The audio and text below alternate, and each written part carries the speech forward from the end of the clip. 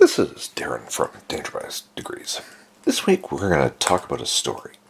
The story of not the ammonium nitrate that blew up that one warehouse, not the events that led up to the warehouse blowing up, but instead a different star. The star this time is the ship Rhosus. Why is this a star, and why is this such an interesting thing to talk about? Because this is emblematic of the entire problem that happened in Lebanon. You cannot write what I'm about to talk about up. You can't make this stuff up. Reality is truly stranger than fiction. So join me as I talk about the voyage of the Rhosus and how it became the founding brick of a structure that fell upon itself, otherwise known as the Beirut explosion.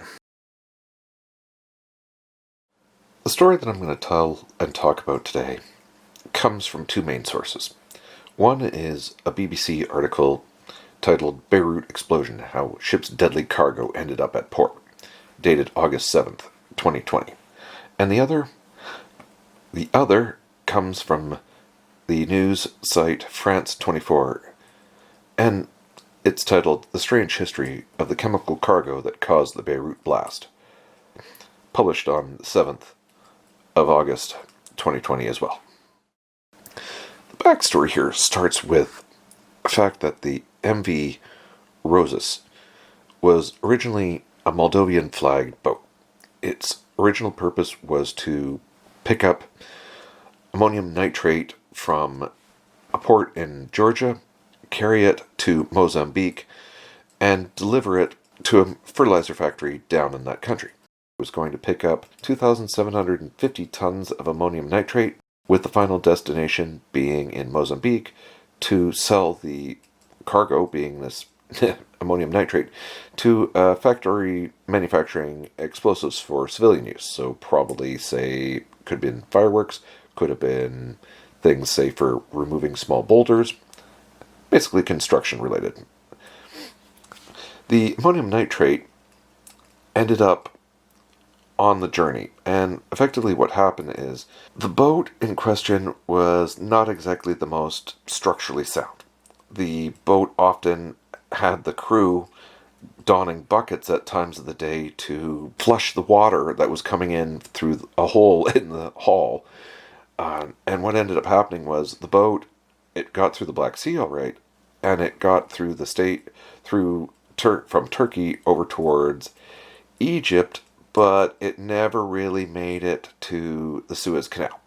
What ended up happening was the owner of the boat, a certain Igor Grakushin, he was at the time living in Cyprus, and he had paid millions of dollars to transport this ammonium nitrate, obviously, to Mozambique. The problem was he really didn't have enough money to afford to get the boat through to the Suez Canal. The problem there was that the boat was also, besides being structurally unsound, was also going to cost too much to effectively, in fuel and such, to get it to its final destination. So what was then decided was the captain would go to the nearest available port, which at the time ended up being Beirut, where it would be moored for a few days while the owner of the boat would then seek to basically get some more money and pay for the rest of the journey. The problem is that he didn't get it.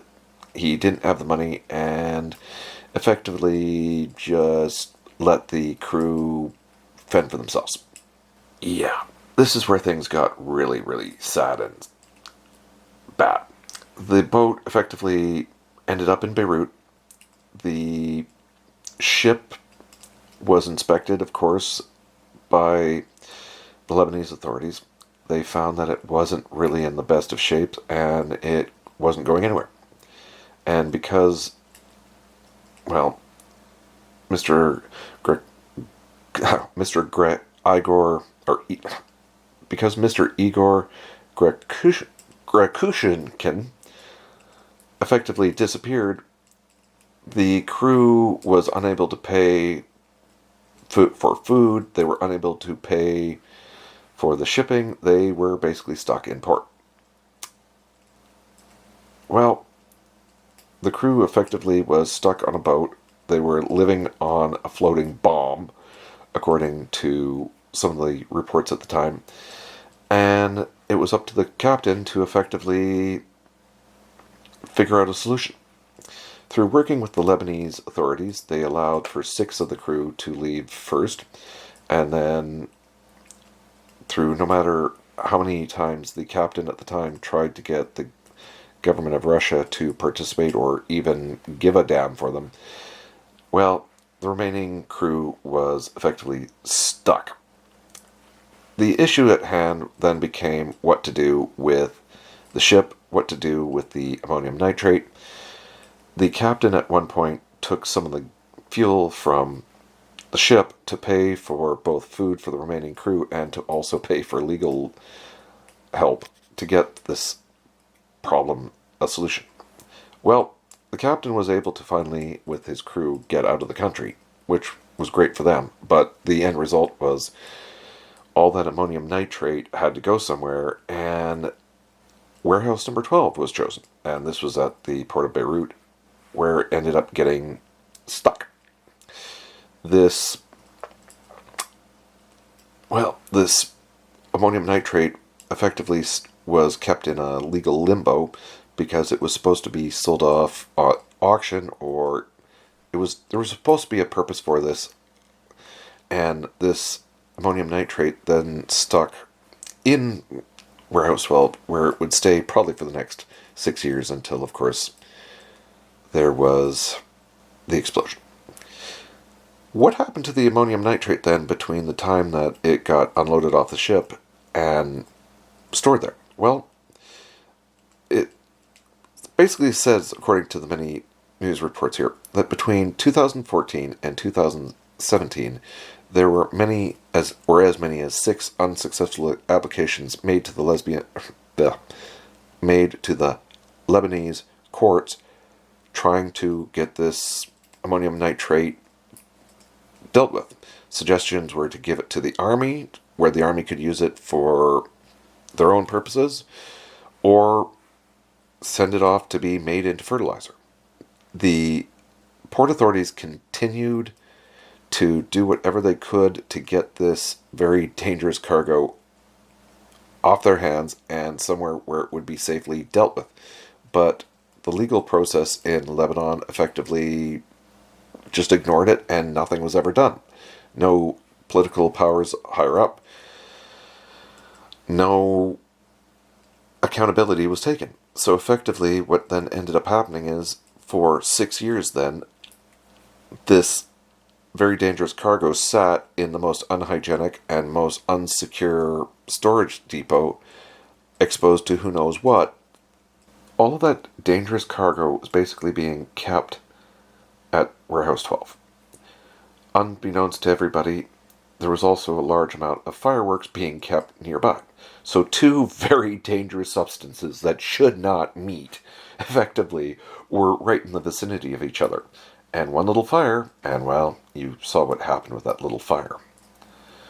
But what was funny is, even as soon, like as close or as early as 6 months ago, or as late as 6 months ago, a group of inspectors whose job was to maintain safety in the port, inspecting and keeping up maintenance routines and such, and pointing out problems, again brought up the fact that there was 2,750 tons of ammonium nitrate that was at risk of causing a major catastrophic explosion. And yet, these warnings just continued to fall upon, well, basically, deaf ears. And the irony of all of this is that in 2015, possibly 2016, the news reports are not exactly clear when the ship in question that brought this, the MV Rhosus, well, in 2015 or 2016, I guess there must have been a big storm that came through, or just that the ship had been listing and left just to rust. Finally, well, a storm came through, or some kind of disturbance came through, and the ship itself took on water and sank below the waves, and no one seemed to have cared. So consider this. You have 2,750 tons of ammonium nitrate. This is probably some of the most explosive material you can get. It was placed in Warehouse 12. The warehouse was not designed or a secure facility to prevent contamination or organics or any kind of accelerant flammable product from contaminating and getting mixed in with the ammonium nitrate. What's even more ironic is that right next to Warehouse 12 there was the grain silo, and if anybody has ever seen any, say, grain silos blow up, the thing with grain is that flour dust is a very well known source of many ignition and serious explosive hazards, because when all of that dust is kicked up in the air, it becomes that much more of a surface area for potential explosives or potential flammable or flames to spread across.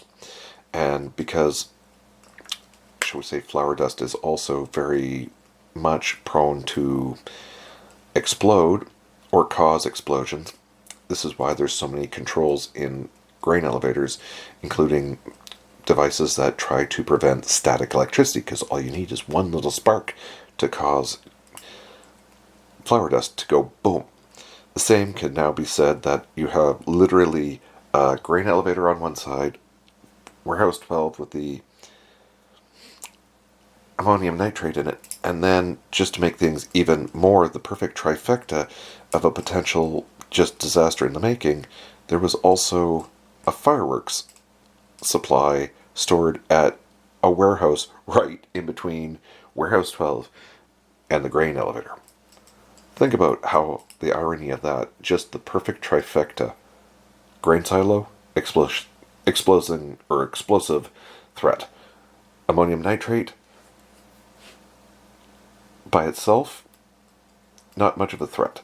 But if mixed with other material or other flammable or other accelerants, becomes very explosive. And fireworks, which are the living definition of explosives. Altogether, who could have seen an accident happening here? I honestly don't know. I just don't think that it would ever happen. So as this story shows, there were so many actions and so many events that led up to the disaster that happened on August the 4th. But just with the story relating to the MV Rhosus, you can see government in action.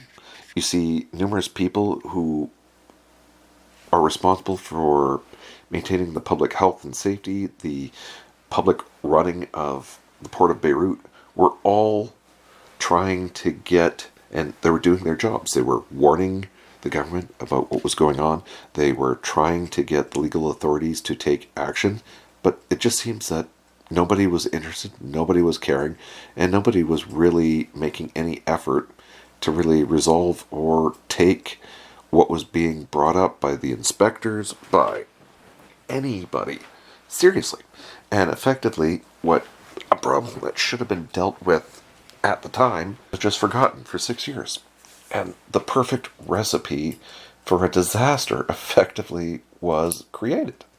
So, to sum this up, you literally saw individuals who weren't even able to maintain a safe boat to start with, were then entrusted with delivering all of this product to be safely rendered at a post-industrial facility.